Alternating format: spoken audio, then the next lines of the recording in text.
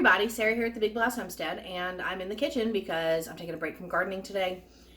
I'm in and out all day, and in here today I'm going to be making some no-bake cookies.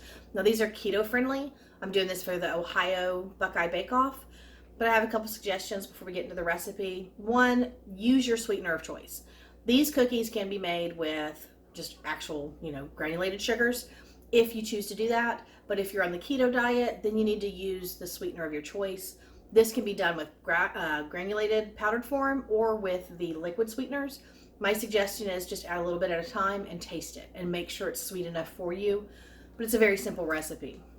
Now, it calls for all natural peanut butter, which is basically just all peanuts. Lots of oil in here. All natural peanut butters separate quickly. They don't have all the things in there that like whip that together really good. So my suggestion is get yourself a wide mouth jar. This one's not opened yet. I just used out the other jar and I got it just in case. But transfer this into your wide mouth, and that way whenever you go to use peanut butter, you can just emulsion blender, put in there and blend it up really well, and then you don't have to worry about that oil always being separated.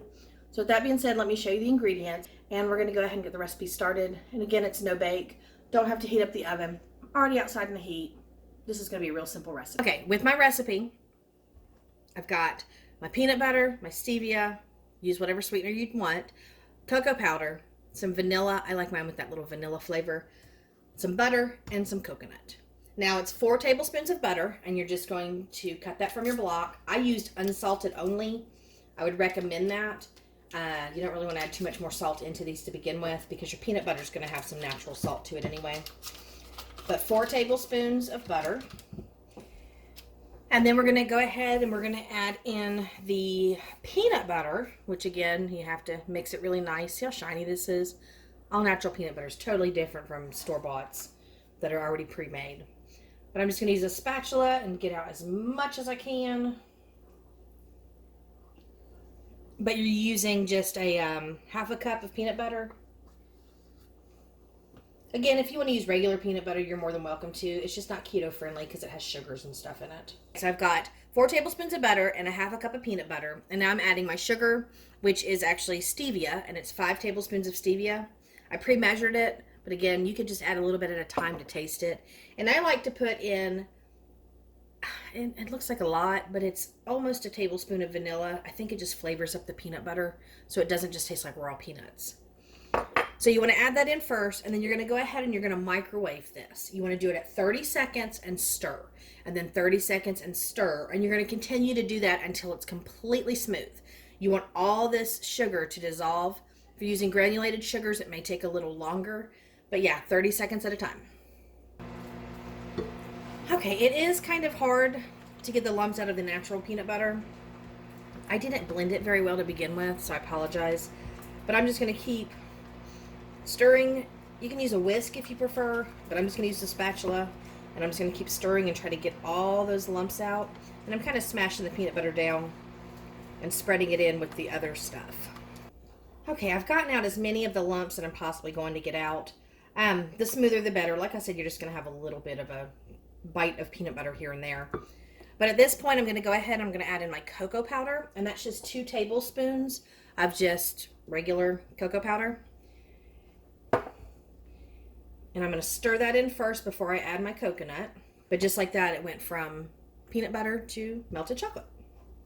And at this point, I'm going to go ahead and add in my coconut. It calls for 1 1/4 cups of coconut. Mason jars are actually 1 1/2 cups worth. So I'm just going to go below the line at the bottom. And that way I know that I didn't use a full 1.5 cups. And again, that was just 1 1/4 cups coconut. And I'm going to mix that in really good. If it starts to get too thick too quickly, you're more than welcome to put it back in the microwave and soften it up a little bit. But you just want to incorporate as much of this in and get it nice and mixed as possible. All right, I've got a cookie sheet and I've put parchment paper down. You can use wax paper as well, that's fine. Or if you're lucky and you have a silicone mat, that works even better. But I'm just going to take a cookie scoop, and I'm going to take out 1 scoopful at a time and put it onto my pan.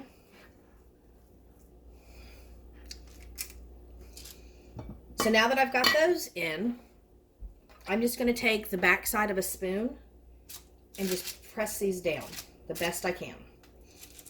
So instead of having big globs of cookies, we're going to kind of have these little flat ones. And you can come through and you can shape your sides if you want them to be more round.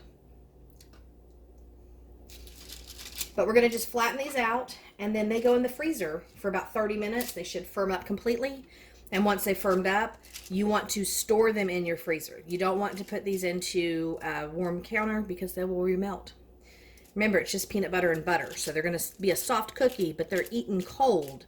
So it's nice and refreshing if you're like me and you've been out working in the garden. So I'm going to put these in and get the other pan ready, and then I'll show you the end results. Okay, so the cookies have completely frozen. Usually they pull off really nicely, just like that. Put them over here on a plate. But that's all it is nice little keto cookies. Now I store mine in a glass dish with a lid and just put them in my freezer. And then whenever I want one, I can pull them out and eat them. And again, these are cold cookies, which is good because you can see I'm in my garden clothes. I've been out working in the garden and it's a hot, hot day. And there are a lot of cookies here. I still have more in the freezer doing the second batch still. But that's the keto cookies. So that's the keto cookies. Very easy to make. Very enjoyable. Hope you guys like the recipe. And thank you for stopping by. I'll see you in the next one because I'm going to go plant some more peppers. Bye.